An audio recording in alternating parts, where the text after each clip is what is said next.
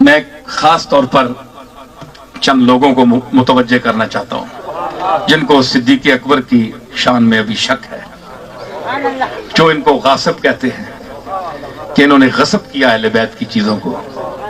ہیں جی، غور فرمائیں، آپ کا قرآن پر ایمان ہے، اس قرآن پر. میں قرآن کی نص پیش کر رہا ہوں، حدیث نہیں پیش کر رہا ہوں کہ جس میں احتمال ہو سکم کا، ضعیف ہونے کا. نہیں، قرآن شریف. تو اس ترتیب کے حوالے سے اللہ نے قرآن میں بھی صدیق اکبر اور رسول اللہ کے نام کی صورت کو الگ نہیں رکھا. صدیق اکبر جہاں ختم ہوا ولا سوف یردا ختم ہوا، فسوف ترضا سامنے آ گیا. صدیق اکبر کے لیے فرمایا کہ وَسَيُجَنَّبُهَا الْأَتْقَى الَّذِي يُؤْتِي مَالَهُ يَتَزَكَّى، اور صدیق دیتا ہے مال اس لیے خرچ کرتا ہے تاکہ اپنے آپ کو پاک کرے، جی اپنا مقام بلند کرے اللہ کی بارگاہ میں، اللہ کی رضا کے لیے. کسی کے سلے میں نہیں کہ آج میں اصل مدد کی تھی، کل لالچ رکھ کے مدد کر رہا میں نہیں. اس تو اگے شروع ہونی ودہا. گل ٹھیک ہے کہ نہیں؟ اے میں معاف کرنا اس وقت کرم ہو رہا ہے صدیق اکبر دا، آپ دی بڑی شان ہے تے میں آپ دی توجہ محسوس ہو رہی، میں اس جملے نو پیش کرنا چاہنا. اگے بھی آیا ودہا، اگے آیا ودہا واللیل اذا سجا ما ودعک ربک وما قلی وللآخرۃ خیر لک من الاولی ولسوف یعطیک ربک فترضی. پیچھے صدیق اکبر دی جڑی صورت ہے، کیڑی صورت ہے جی نام اس دا؟ سورہ اللیل. اللیل دا مکی کتھے؟ سورہ اللیل. قرآن پڑھے ہو بن کے جے اس قرآن تے ایمان ہے نے تے، جے اس قرآن تے ایمان نے تے پڑھے ہو سمجھ کے، نہیں تے کھل کے آکھو سانا ایمان نہیں. پڑھو تے پھر تکیو اللیل دے آخری مقدی کتھے وے؟ ولا سوف یردا. مضارع معروف دا سیغہ، اور اس تو اگے ودہا شروع ہوندی ہے. اتھے مخاطب کون ہے؟ کملی والا. اتھے وے تردا، پیچھے یردا تے اگے تردا.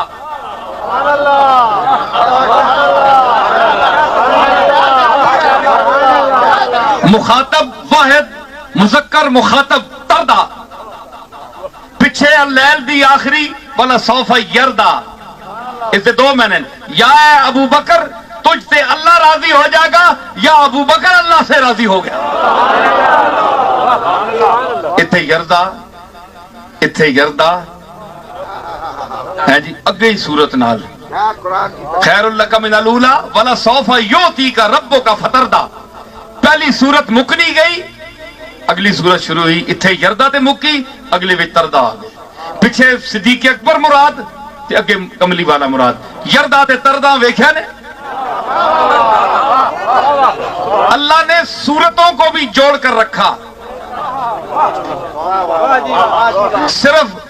صرف غار کا قرب نہیں دیا، صرف مزار کا قرب نہیں دیا، بلکہ قرآن مجید میں صورتوں کو بھی ملا کر رکھا.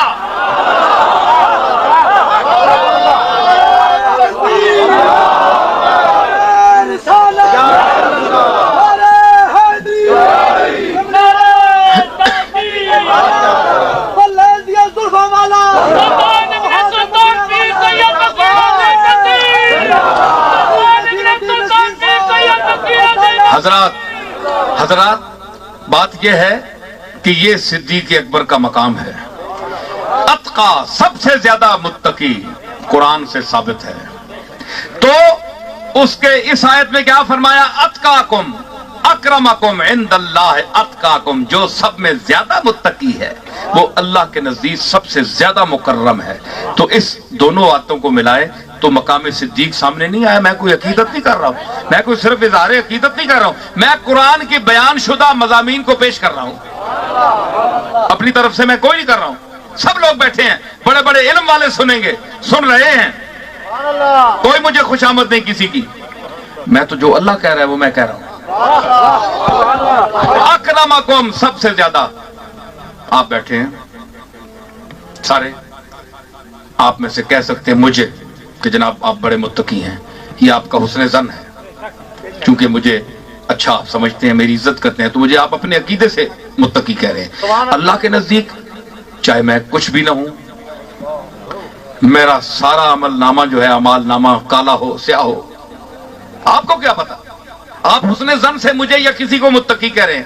تو جب اللہ کسی کو متقی کہہ دے، اور صرف متقی نہیں بلکہ اتقاکم، بلکہ اتقا اس میں تفضیل کے سب سے زیادہ متقی، تو اتقا کا جب اطلاق ہوا تو اس وقت صحابہ میں ثابت کیا ہوا کہ صحابہ متقی تھے اور صدیق اکبر اتقا تھے۔